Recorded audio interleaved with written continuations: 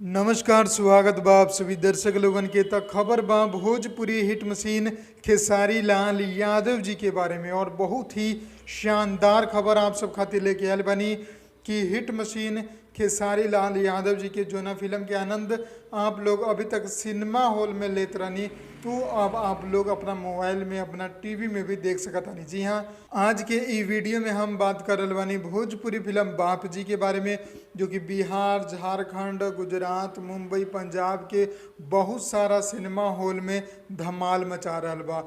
और उ फिल्म अब आप लोगन खातिर जौन टीवी पर बा लियावल जा रहा बा। चैनल के नाम बा फिल्मची। जी हाँ, फिल्मची चैनल आप लोगन के टीवी पर जरूर चलत हुई।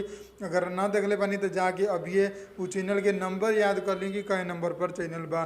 बाकी आप लोगन के बता दी कि अभी एक प्रोमो रिलीज कर दिया गया बा कि बहुत जल्द टीवी पर आप सबके बीच में खेसारी लाल यादव और ऋतु सिंह स्टारर बाप जी फिल्म आप लोगन के देखे की मिली।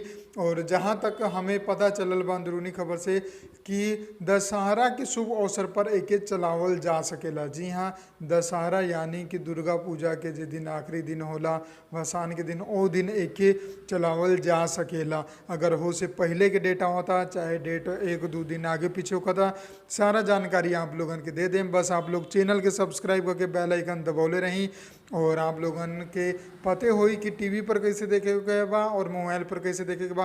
अगर ना पता बा कि मोबाइल पर कैसे देखे के बा तो कमेंट कर देम, हम आप लोगन के अलग से वीडियो बना के पूरा जानकारी दे देम।